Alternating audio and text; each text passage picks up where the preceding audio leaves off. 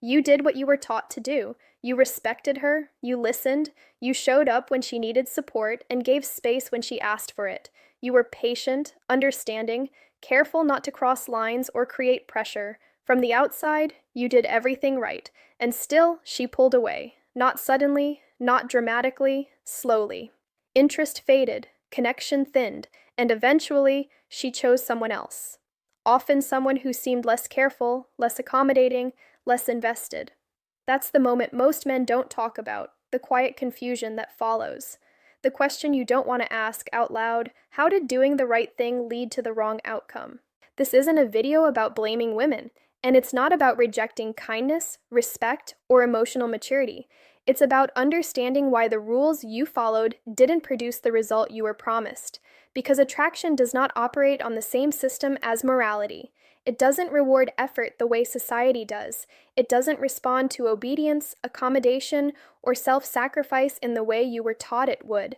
What if the problem isn't that you cared too much, but that you were trained to organize your behavior around approval instead of presence? What if you weren't failing at dating, but succeeding at a rule book that was never designed for attraction? In this video, we're going to unpack the psychological system underneath that confusion. Not so you can cope, but so you can finally understand. Most men enter dating without realizing they're following a rulebook that was written long before modern relationships ever existed. From a young age, the message was clear and consistent. Be respectful, be polite, be accommodating. Don't make women uncomfortable, don't push too hard, don't upset the emotional balance. Being a good man meant adapting, smoothing things over, and placing harmony above self-expression. Women, meanwhile, were taught something very different. Protect yourself, prioritize your needs, maintain your boundaries, don't settle, don't compromise your standards for the sake of a relationship. Put yourself first. This messaging wasn't wrong, it was corrective, even necessary, in response to generations where women were expected to accommodate at their own expense. Here's the part no one ever explains. Both of these teachings make sense on their own. Respect matters, self-preservation matters, but when these two conditioning systems collide inside dating, they don't create balance, they create tension. Dating isn't a moral classroom. Attraction doesn't function like a reward for good behavior. When one person is trained to yield and the other is trained to prioritize, the dynamic quietly tilts. One enters as the evaluator, the other enters as the prover. And without realizing it, many men begin dating from a position of earning connection rather than standing as an equal participant in it. That's where confusion begins, not because anyone is doing something wrong, but because the rules being followed were never designed to meet each other. One of the biggest misunderstandings men carry into dating is the belief that attraction works like a moral system. Do the right things, say the right words, show enough effort, and desire will grow as a result. That logic works in school, at work, and in society. It does not work in attraction. Attraction is not a conscious checklist. It's a nervous system response. It doesn't ask whether you were fair, patient, or accommodating. It responds to something more subtle: polarity, direction, and grounded presence. It responds to how you show up, not how carefully you behave. This is where many men feel lost. You measure yourself by how well you respect. She experiences you through how you make her feel. You're focused on doing things correctly. She's responding to whether there's energy, contrast, and emotional certainty in the interaction. When those two systems don't align, effort doesn't build desire. It often weakens it. Respect, when it turns into hesitation, changes the signal you send. Kindness, when it becomes over-adjustment, dissolves tension. Consideration, when it replaces self-direction, removes polarity. None of this happens because you lacked intention. It happens because attraction doesn't reward compliance the way society does. That's why trying harder rarely fixes the problem. Attraction doesn't move toward effort. It moves toward presence, toward a man who knows where he stands, speaks from his center, and doesn't negotiate his own reality to remain acceptable. The problem doesn't start with respect itself. Respect is healthy, necessary. The issue is what respect slowly turns into when it's driven by fear of loss rather than self-grounded choice. Over time, respect can quietly shift into something else, self-erasure. It happens subtly. You soften your opinions so they land better, you delay decisions so they don't create tension, you hold back parts of yourself to avoid discomfort. None of this feels dramatic. In fact, it often feels mature, emotionally intelligent, even kind, but underneath it all, a quiet trade is being made alignment for approval. When your behavior becomes organized around not upsetting her, you stop being anchored in yourself. You begin orbiting her emotional state, watching reactions, adjusting tone, editing impulses, and women feel this immediately, not consciously, not judgmentally, but at the level of their nervous system. Attraction doesn't grow in a space where a man is constantly shrinking. When politeness replaces direction, when consideration replaces certainty, something essential disappears, not because you weren't good enough, but because you stopped being felt. This is the gap no one warns men about. Society rewards this behavior with praise. You're told you're respectful, thoughtful, safe. But attraction responds differently. It doesn't punish kindness, it responds to presence. And when respect turns into self-erasure, presence fades quietly, leaving behind indifference instead of connection. This is where the confusion deepens, because the pattern often gets explained in the wrong way. You've probably heard it framed as bad men win, good men lose. That framing feels true on the surface, but it misses the real mechanism underneath.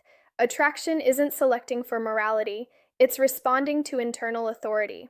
Some men move through the world asking for permission to speak, to lead, to want, to take up space. Others move with a quiet sense of direction. They don't need to dominate. They don't need to impress. They simply act from a grounded center. And that difference is felt immediately. This is why the attraction pattern looks so contradictory. Women may complain about men who are inconsistent, emotionally unavailable, or difficult, yet still feel drawn to them. Meanwhile, men who are attentive, accommodating, and emotionally available are left wondering what they did wrong. The answer is uncomfortable but clarifying. Kindness was never the disqualifier. What's being selected for isn't cruelty versus care, it's presence versus permission seeking. A man who lacks polish but stands firmly in himself often creates more pull than a man who is endlessly considerate but unsure of his own position. Once you see this, the narrative shifts. It's no longer about becoming less kind, it's about becoming more rooted, because attraction doesn't respond to how good you are, it responds to how grounded you are. When men sense attraction slipping, their instinct is rarely to pull inward and check their alignment. Instead, they try to correct the problem by becoming more of what they think is required.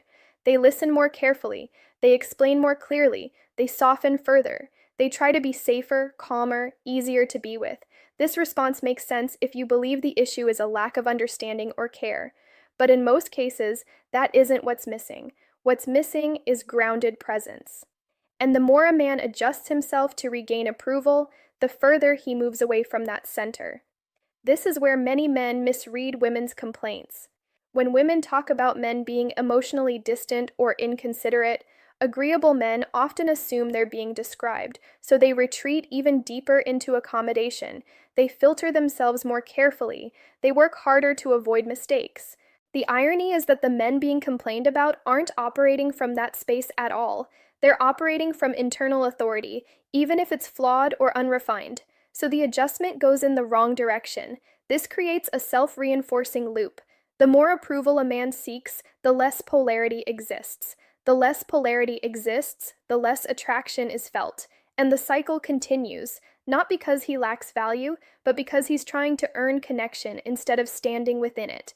The patterns that show up in your dating life didn't begin with women. They were rehearsed long before attraction ever entered the picture. For many men, the conditioning started quietly, not through trauma or neglect, but through constant correction. You expressed yourself, and you were adjusted. You acted on impulse, and you were told to slow down. You wanted something, and you were asked to wait, reconsider, or make it more appropriate. None of this was abusive. Most of it came from care, structure, and guidance. But over time, a pattern formed in your nervous system. Before you spoke, you learned to check how it might land. Before you acted, you evaluated how it would be received. Before you wanted, you questioned whether it was acceptable. Gradually, self-direction was replaced with self-monitoring. You became skilled at reading moods, managing reactions, and keeping the emotional environment smooth. This is how the well-behaved boy becomes the agreeable man. You weren't taught to trust your internal signals. You were taught to manage external responses. That skill, emotional scanning, followed you into adulthood. It shows up as hesitation, overthinking, and a deep sense of responsibility for how others feel around you. What once earned approval and safety becomes, in dating, the very thing that disconnects you from your internal authority. And attraction doesn't respond to a man who is monitoring himself, it responds to a man who is rooted in himself. By the time this conditioning reaches your dating life, it no longer feels like something you learned. It feels like who you are. It shows up in small, familiar ways.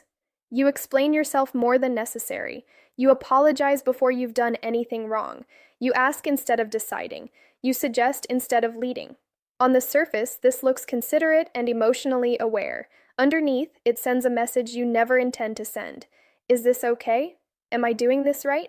That question leaks into your tone, your pacing, even your body language.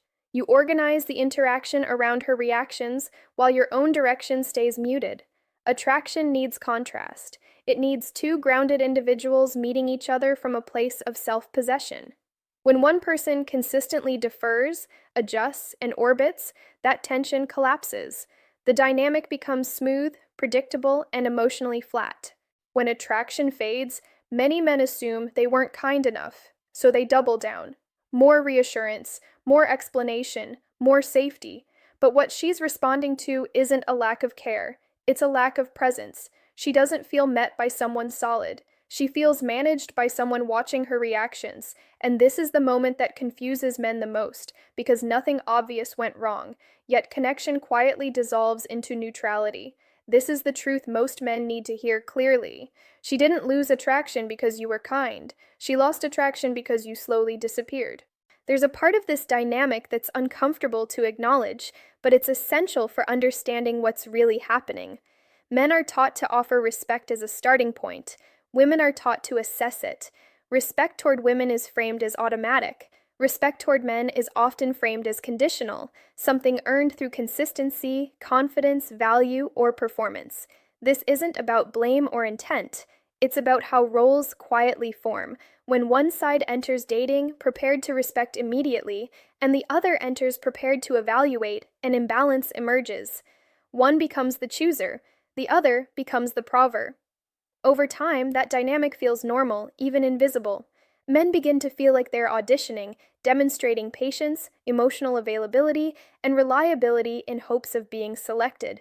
Women, often without realizing it, respond from a position of assessment, not superiority, but protection.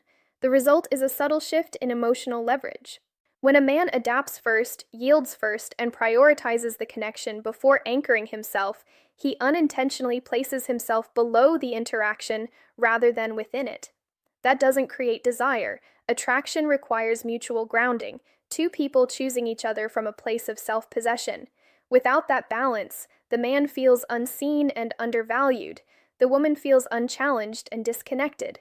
Both walk away dissatisfied, telling different stories about the same experience, not because either side failed, but because respect without self-rootedness quietly distorts the dynamic. This is the point where many men misunderstand the solution. When they hear that approval seeking weakens attraction, they assume the answer is to care less, to become emotionally distant, or to shut down. That's not detachment, that's avoidance. Real detachment isn't coldness, it's self-rootedness. It's the moment a man stops organizing his behavior around being chosen and starts organizing it around being aligned with himself. He's still present. He still listens. He still cares. But he's no longer collapsing inward to secure reassurance. When you detach in this way, you stop monitoring reactions and managing outcomes. You speak from your own position instead of calibrating for approval. You move from an internal yes and allow the connection to meet you there, or not. And paradoxically, this is where polarity returns. Attraction doesn't come from trying to be enough. It comes from being grounded enough that you don't need to prove anything. There's no grasping in this energy, no pressure, no hidden agenda, just calm, clean presence. This is why detachment can't be performed. If you try to act detached while still needing validation, it feels hollow. But when the need to secure the outcome genuinely drops, something settles in your nervous system.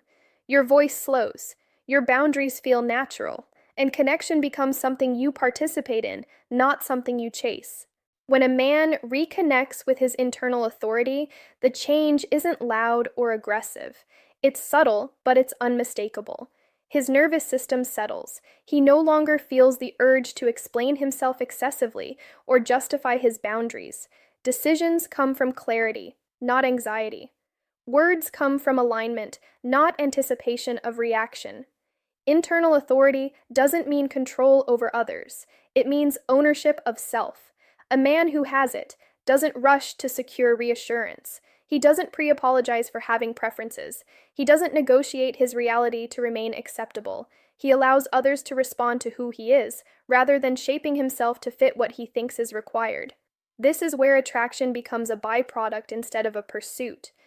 When outcomes feel survivable, desperation disappears.